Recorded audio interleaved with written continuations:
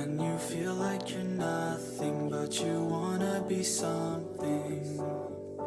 Yeah, well, all you really need is hope. I just want you to trust me if you wanna be something. That's right.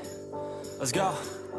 Yeah, when you're feeling down and you're out, like you got nothing but doubt, you're alone in the crowd, just trying to figure it out. All of this cloud and this money got you feeling left out. Listen up to me now, every word that's out of my mouth. Wake up, it's me. You gonna follow your dreams, or are you just gonna be another cog in the scene? You feel the hope in this beat, yeah, the hope that you need to proceed and be exactly what you want it to be. I feel right and I'm proud, hype and I'm loud. I'ma shout all about how I feel in the now.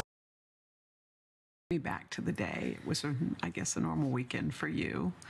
Yeah. The weekend your mom went missing. Tell me what you were doing and what happened. Well, I had given Mike for Christmas a boys' trip to go play tennis, and so he had been gone for the weekend. So I took my kids actually to Carson's.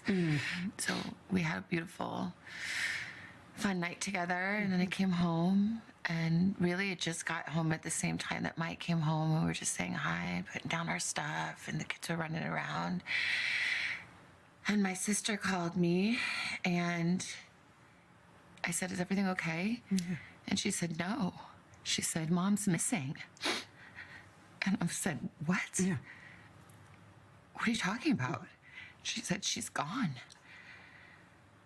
And she was in a panic. I was in a panic. I'm like, "Call 911. Yeah. She's like, "I did. We've called them. They're here." And we thought that she must have had like some kind of medical episode in the night, and that somehow, the paramedics had come because the back doors were propped open, and that didn't make any sense. We thought maybe they came and there was a stretcher and they took her out the back. But her phone was there and her purse was there and all her things. And it just didn't make any sense. So, Annie and Tommy had already called all the hospitals, but then I'm like, I'm going to call the hospital. So then I started calling the hospitals, and the police were there and talking to her at the same time. And it was just chaos and disbelief. Within hours, Savannah was making the long journey home to Tucson. You saw Annie and Cam when you got to their house. Tell me about that moment. Just disbelief and hugging each other. And I think we were on the phone with the sheriff and trying to, really make clear from the very early moments, Annie and Tommy were saying this isn't that case that you are used to where someone wanders off. She can't wander off. Mm-hmm.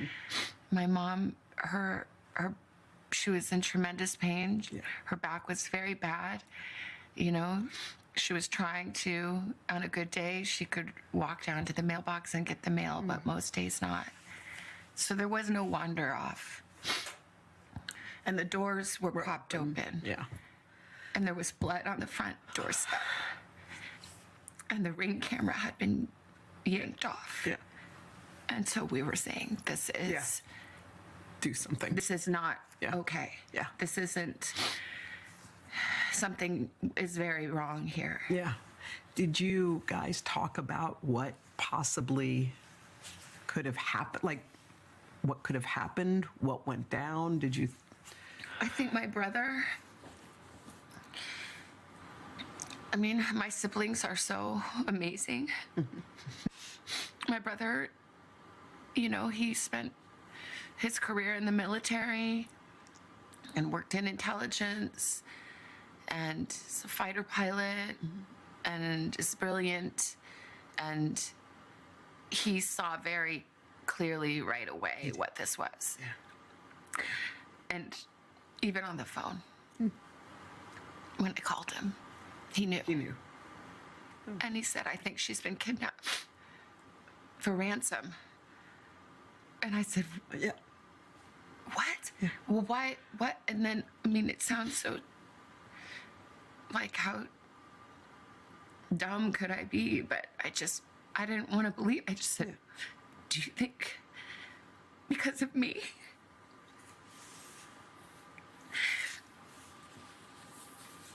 And he said, I'm sorry, sweetie, but yeah, maybe.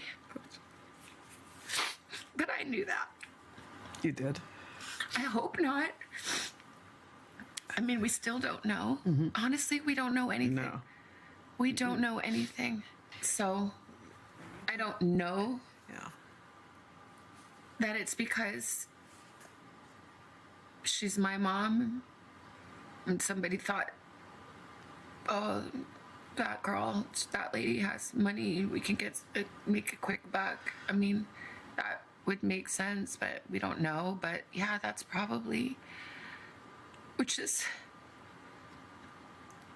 too much to bear.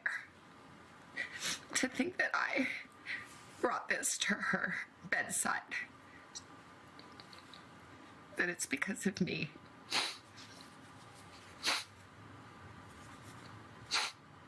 And I just say, I'm so sorry, Mommy. I'm so sorry. I'm sorry to my sister and my brother and my kids and my nephew and Tommy and my brother-in-law. I'm like so sorry. I'm so sorry. If it is me, I'm so sorry. I'm so sorry. We want to thank all of you for the prayers for our beloved mom. In the initial days, you and your sister and brother sat together. In all the despair, you sat and managed to think of words to say. How were you able to do that in that moment? Well, my siblings are amazing. And we are a unit. And I talked about how brilliant my brother is, but my sister is equally brilliant and also has special powers of intuition and faith and language and depth and heart.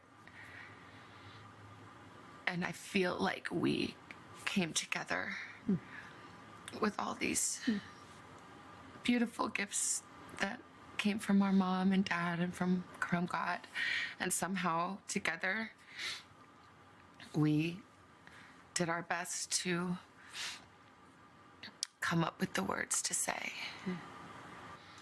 And I haven't posted one thing or said one thing that the three of us haven't decided together.